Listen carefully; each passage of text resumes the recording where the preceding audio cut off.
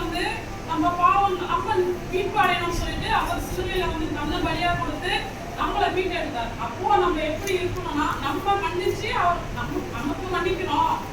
மன்னிப்பு பற்றி நம்மளுக்கு ரட்சிப்பு வந்து அநேகர் மன்னிக்கப்பட்டு அவங்க ரட்சிப்பு போகணும்னு சொல்லிட்டு தேவன் நமக்காக பலியாவார். அதுல இருந்து அவர் கடைசியா பேசுற இடத்துல இருந்து வார்த்தை நான் எடுத்துட்டேன். தேவன் இதை வந்து எனக்கு நான் இல்லாத ஆவியின் மூலியமா இதை எடுக்க தேவன் எனக்கு தெரிவிச்சு வார்த்தை லூக்கா 23:34 புதிய 21 பார்த்தோம். அப்பொழுது இயேசு, பிதாவே இவர்களுக்கு மன்னியும், தாங்கள் செய்கிறது இன்னதென்று அறியாதிருக்கிறார்களே என்றார். அவருடைய வஸ்திரங்களை அவர்கள் பங்கிட்டு சீட்டு போட்டார்கள். பிதாவே இயேசு என்ன பண்றாரா, அவருடைய கடைசி நிமிடங்கள் அந்த நிமிடங்கள் கூட இயேசு என்ன சொல்றாரா, பிதாவே இவர்களை மன்னியும் சொல்றாரு. இவர்களை யார் சொல்றாரு சொல்ல, இவர்கள் இவர் அப்படின்னு சொல்லிட்டு ஒருத்தர் சொல்ல. அங்க அவரை பாடுபடுத்தின அநேகர் இருக்காங்க, அவரை அறிந்தவர்கள் இருக்காங்க, அவரை தூசணப்படுத்தினவர்கள் இருக்காங்க, பரிகாசம் பண்ணவர்கள் இருக்காங்க, முன்படி சுடினவர்கள் இருக்காங்க. அவர்கள் எல்லாருக்காகவும் அவர் என்ன பண்றாரு, பிதாவே அவர் பட்ட பாடுகள் அவர் மறந்து இவர்கள் செய்வது என்னவென்று அறியாதவர்கள் இவர்கள் மன்னியும் சொல்லி சொல்றாரு. அப்போ நம்ம இருப்போமா, நானும் சரி என்னைய உட்பட சொல்லணும். நம்ம ஒரு இடத்துல டிராவல் பண்றோம், பஸ்ல போறோம், ஒரு பைக்ல போறோம், தெரியாத மெரிச்சிருவாங்க எடுத்துருவாங்க. அந்த இடத்துல நம்ம என்ன பண்ணுவோம், அந்த நேரத்துல அப்படி மனுஷங்க நேரத்துல வந்து நம்ம என்ன பண்ணுவாங்க, லட்சி அதை எப்படி பண்ணுது பாரு அப்படின்னு சொல்லிட்டு நம்ம சொல்லிடுவோம். ஆனா அவர் எவ்வளவு வழி கொடுத்தாலும் இவங்களை வந்து பொருட்படுத்தாத இயேசுவே இவர்கள் செய்கிறது என்னன்னு தெரியாதவருக்கு இவர்களை மன்னியும் என்று சொல்றாரு. அதுக்கு மன்னிக்கும் பொழுது நான் 3 விஷயத்தை சொல்லி முடிச்சுக்கிறேன். எதற்கு மன்னிக்கணும், எப்படி மன்னிக்கணும், எதற்காக மன்னிக்கணும் அப்படின்னு சொல்லிட்டு 3 டாபிக்ல மட்டும் நான் முடிச்சுக்கிறேன். வழிகள் இது மன்னிகள் சொல்லிட்டு அதிகாரம் நிறைய இருக்கு. லூக்கால இருக்கு, யோவான்ல இருக்கு, அப்போஸ்தலர்ல இருக்கு. இது முழுக்க வந்து நம்ம ஆளுக்கு சொன்னா அதனால நம்ம வந்து இது ஃபுல்லா லூக்கால படிச்சீங்கன்னா அதை எப்படி இயேசு எப்படி பாடுபடுத்தினாங்க அப்படின்னு சொல்லிட்டு தெரியும். ஆனா எப்படி மன்னிக்கணும், எதற்காக மன்னிக்கணும்ன்றதுக்காக நான் ஒரே ஒரு 3 வசனம் மட்டும் எடுத்துக்கிறேன்.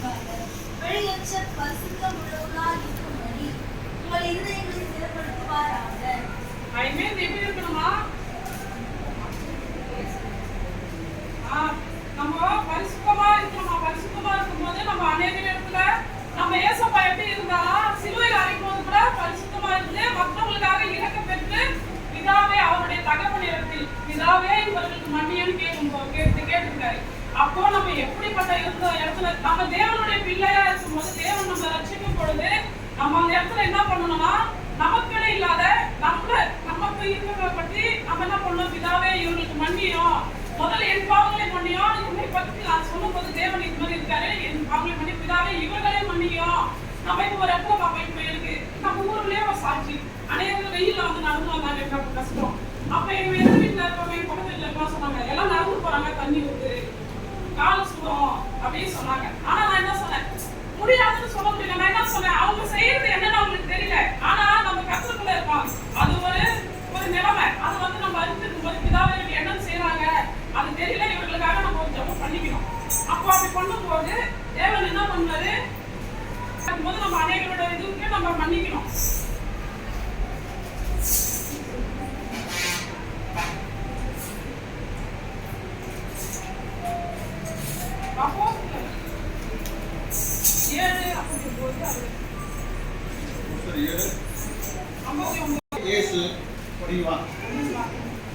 அப்போது கர்த்தராகிய இயேசுவே, என் ஆவியை ஏற்றுக்கொள்ளும் என்று யோவான் சொல்லிக் கொள்ளுகையில் அவனை கல்லெறிந்தார்கள்.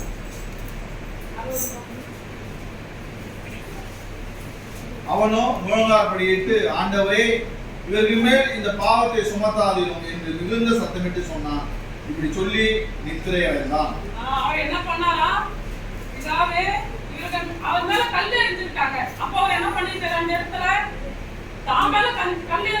அதற்காக அவர் என்ன பண்ணி முழங்கால் படிட்டு பிதாவே இவர்களுக்கு இந்த பாவம் வந்து அவங்க மேல சுமராதபடிக்கு இவர்களை மன்னியும் சொல்லிட்டு தேவன் கேட்டிருக்காரு. அப்ப நம்மளும் அப்படின்னா நம்ம தூசிக்கிறவங்களையும் சரி, நம்மள ஒரு இதுவா பார்க்கறவங்களும் சரி, நம்ம திறப்புல நின்று அவங்க செய்யறது தெரியல கர்த்தாவே அவங்களுக்கு மன்னிச்சிருங்க, நம்மள பேசினாலும் சரி அவங்களுக்காக நம்ம திறப்புல நிக்கணும். கடைசி நிமிஷம் வரைக்கும் தேவனை நம்ம தேவன் வந்து நம்ம தெரிந்து கொண்டதால அந்த இடத்துல நம்ம நின்று அவருக்கு மன்னிப்பு. தேவன் அநேகமா சொல்லுது மன்னியுங்கள் மன்னிக்கப்படும். அந்த வார்த்தை சொல்லியிருக்காரு, வசனத்தின்படி சொல்லியிருக்காரு, உன் சகோதரன் மனம் அது மீது உன் சகோதரன் தப்பு செய்யலாம் கடித்துக்கொள், ஆனால் அவன் மனஸ்தாபப்பட்டான் அவன் இடத்துல வந்து நீ அவனை மன்னி அப்படின்னு சொல்லியிருக்காரு. அப்போ நம்ம சகோதரனை நம்ம எப்படி பார்க்கணுமோ, ஒரு இடத்துல சகோதரனோ கூட பிறந்தாதான் சகோதரன் இல்லை. உலகத்தால் அனைவருமே தேவன் என்ன சொல்லி ஒரு ஆத்மாவும் கெட்டுப்போ வேணும் விருப்பம் இல்லைன்னு சொல்லியிருக்காரு. அப்ப தேவன் சொன்னபடி நம்ம அந்த இடத்துல போய் நமக்கு தெரிஞ்ச உலகத்துல இருக்க அனைவரும் நம்ம வந்து அண்ணன் தம்பி அக்கா தங்கச்சிக்கலாம். அப்ப நம்ம என்ன பண்ணோம், தேவன் சொன்ன மாதிரி அவங்க தப்பு செய்தா அதை கடித்து பண்ணணும். அவங்க அதை மன திருப்பி வரும்போது அதை மன்னிச்சு நம்ம அவங்களுக்கு எடுத்து சொல்லணும். அது போலதான் இயேசு சொல்லியிருக்காரு, அவர்களுக்கு மன்னியை என்று சொல்லியிருக்காரு. இயேசு எப்படி மன்னிச்சிருக்காருன்னா, அவருக்கு வந்து பாடுகள் அநேகமா இருந்துச்சு. அவர் வந்து ஃபர்ஸ்டே முன்கூடி சொன்னாங்க. ஃபர்ஸ்ட் அவர் 12 சீஷர்கள் என்ன பண்ணாங்க, அவர் விட்டு அவர் தண்டனை வரும்போது ஒருத்தர் காட்டி கொடுத்துட்டாரு, ஒருத்தர் வெள்ளி காசு வித்துட்டாரு, ஒருத்தர் வந்து எனக்கு யாருனே தெரியாது மறுத்தளிச்சிட்டாரு. அப்படி இருக்கும்போது ஆனால் அநேக அவர் வந்து தப்பு பண்ணலன்னு தெரிஞ்சோம். அந்த இடத்துல ஒருத்தவங்க நிறைய பேர் சொன்னாங்க அவர் சிலுவையில் அறையணும். அப்படி இருக்கும்போது தேவன் என்ன பண்ணாருன்னா, அதற்காக இயேசு என்ன பண்ணாரு, கடைசி நிமிஷத்துல ஒருத்தர் மனம் மாறி கேட்கும் போதும் அவருக்கு மன்னிச்சு நீ என் நிலத்துல இருப்பான்னு சொன்னாரு. அது மாதிரி நம்ம வந்து அநேக இடத்துல நம்ம வந்து இப்போ சின்ன விஷயத்துக்கு கூட நம்ம முன்னுக்கு தூக்கிட்டு போயிடும். நம்மளுக்கு பேசிட்டாங்க, எழுந்துட்டாங்க, பரிகாசம் பண்றாங்க. அந்த மாதிரி இல்லாத தேவனுக்கு போகும் நம்ம தேவனை தெரிந்து கொண்ட போது நம்ம எவ்வளவுதான் வழி இருக்கோமா, நம்மளை விட தேவன் அதிக வழிபட்டு நமக்கு வழி இருக்குமா, இருக்காது. அப்ப என்ன பண்ணாரு, தேவன் முன்மொழி சூட்டி ஆணி அடிச்சு சிலுவை அவர் பாரமான சிலுவை சுமந்து வந்து இத்தனை பேருக்கு காரணமா இருந்த வரைக்கும் தேவன் என்ன பண்ணிட்டாருன்னா அந்த கடைசி நொடியில தான் இவருடைய மன்னியும் சொல்லிட்டாரு. அப்ப நம்ம எப்படி இருக்கணும், தேவனோட பிள்ளைகளும் நமக்கு தெரிஞ்சு தெரியாத பாவம். அதே மாதிரி நம் தேவன் மன்னிய பிள்ளைகள் இதை பண்ணும்போது தேவன் நான் தண்டிப்பேன்னு சொல்லியிருக்காரு. தண்டனைகள் உண்டு, பரிகாசம் பண்ணுவதற்கும் எல்லாவற்றுக்கும் தண்டனை உண்டு. ஆனா 4 இது மட்டும் நான் எடுத்துக்கிறேன். 4 மெசேஜ் தான். பரிகாசம் பண்ணுகிறவர்கள், இயேசு கண்ணுகிறார்கள், தூஷிக்கிறவர்கள், ஓயாமல் குற்றம் சாட்டுகிறார்கள். லூக்கா 22:63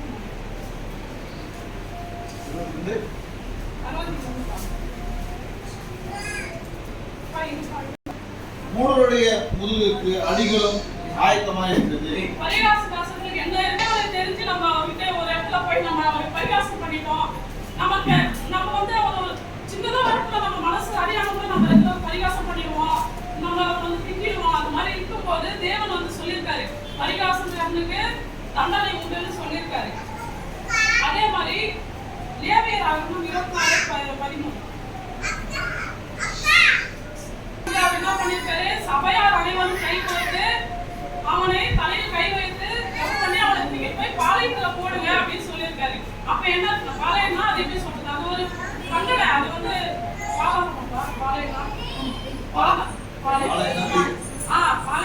அப்போ சபையார் வந்து அந்த இடத்துல ஒருத்தர் இருக்காருன்னா சபைக்கு வெளியில தூக்கிட்டு போட்டுருவாங்க. தேவன் வந்து கோபம் உள்ள தேவன், எரிச்சல் உள்ள தேவன், மன்னிக்கத்தக்க தேவன் வந்து அது வந்து ஐ மீன் வெளியில தேவனை அறியாத மனுஷனுக்கு அது உண்டு. ஆனா நம்ம மாதிரி தேவனை அறிஞ்ச மனுஷனுக்கு வந்து தேவன் தண்டனை கண்டிப்பா கொடுப்பாரு. அதனால எல்லாத்தையும் மன்னிங்க. எல்லாம் மோஸ்ட்லி போன மாசம் நான் மீட்டுக்கு போயிருந்தப்ப எஸ்எம் அவங்க மெசேஜ் சொன்னாங்க, முதல் மறக்கணும், அப்புறம் ஃபுல்லா மன்னிச்சிடணும், மன்னிச்சு மறந்து போயிடணும், அந்த விஷயத்த மனசுல வச்சுக்க கூடாதுன்னு. அது மாதிரி முதல்ல மன்னிச்சிருங்க. மன்னிச்சுட்டு அநேக நேரத்துல வந்து தேவன் வந்து மறந்துட்டு மன்னிச்சுட்டு அவங்க வந்து எப்படி சொல்றது ரட்சிப்பு எடுத்துக்கிட்டாரு. நம்ம தேவனுடைய பிள்ளைங்களா இருக்கிறப்போ அதை நம்ம வந்து மன்னிச்சு மறந்துட்டு இருக்கோம். தேவன் வந்து அநேகம் செய்யறப்போ நம்ம தேவனுடைய பிள்ளைகள் சின்னதா இதா செய்யும்.